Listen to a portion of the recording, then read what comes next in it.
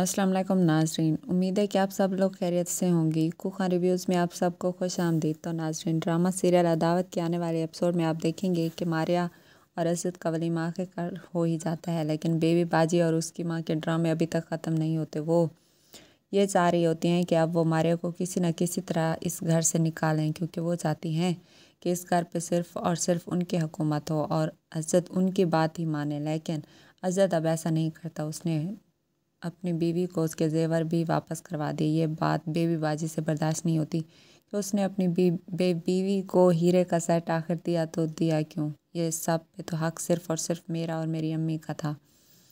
इसी तरह से अज़द ये बात बर्दाश्त नहीं करता कि बेबी बाजी अब उसके घर पे और हुक्मरानी करे। वो कहते हैं कि बेबी अब तुम्हें अपने घर ही चले जाना चाहिए, लेकिन बेबी हैं कि उसकी बात सुनती नहीं है। वो कहती हैं कि अम्मी मारिया को आए 2 दिन हुए हैं, अभी से भाई जोरू के गुलाम बन गए हैं। तो उसकी अम्मी कहती हैं कि अज़द मियाँ, तुम कब से इस घर के फ़ैसले करने लग गए हो? इस घर के फ़ैसले हमेशा मैंने ही किए हैं और मैं ही करती आई हूँ, इसलिए तुम्हें घर के फ़ैसले करने की ज़रूरत नहीं है। और घर में काम करने के लिए नौकर भी मौजूद हैं, तुम्हें अपनी बीवी के काम खुद करने की ज़रूरत नहीं है।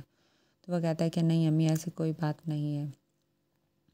इसी तरह से अरीबा कहती है कि मारिया की शादी पे जितना भी खर्चा हुआ है वो रिहान की जेब से निकला है। अब घर पे ज़िम्मेदारी भी रिहान की है, इसलिए आपको उससे बात करने की ज़रूरत नहीं है खालामी कि वो घर का खर्च दें, क्योंकि अभी भी वो बहुत मुश्किल में, आपको उनका साथ देना चाहिए। आप हैं कि एक खर्चे पे दूसरा खर्चा करवाए जा रही हैं, इसलिए आपको भी लिमिट में रह के खर्चा लेना चाहिए। तो वो कहते हैं कि नहीं बेटा, ऐसी बात नहीं है, मुझे पता है कि शादी पे सारा खर्चा उसने किया है, लेकिन अब भी घर की ज़रूरत की चीज़ तो लेनी ही होगी। तो वो कहते हैं कि नहीं खालामी, अब आपको उससे कुछ भी मांगने की ज़रूरत नहीं है।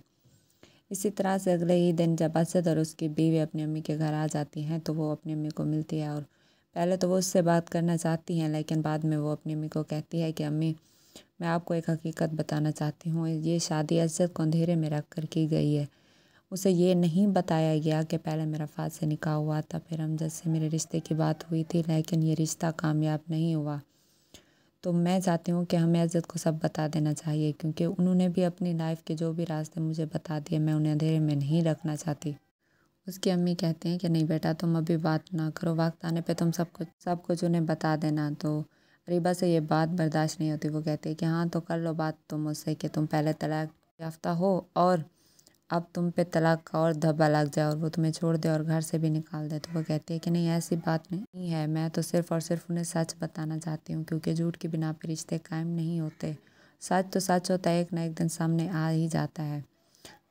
तो वो कहती है कि हाँ, इसलिए मैं चाहती हूँ कि मैं सब कुछ असद को बता दूँ ताकि हम दोनों में कोई दूरी ना रहे। लेकिन वो कहती है कि हाँ, तुम पहले भी इस घर से ज़बरदस्ती निकाली गई हो, अब अगर तुम्हारी तलाक हो गई तो तुम दोबारा इस घर में आ जाओगे।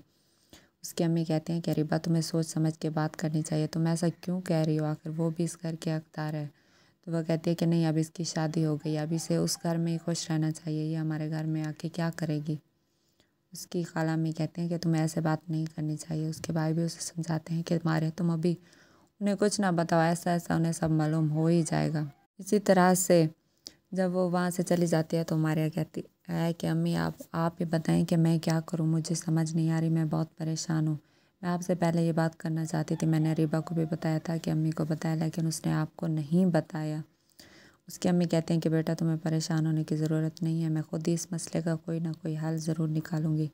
लेकिन अरीबा खुश हो जाती है कि इतनी आसानी से तो तुम्हें ससुराल का सुख नहीं उठाने दूंगी मैं मारिया, मैं उन्हें एक ना एक दिन तो हकीकत बता के ही रहूँगी।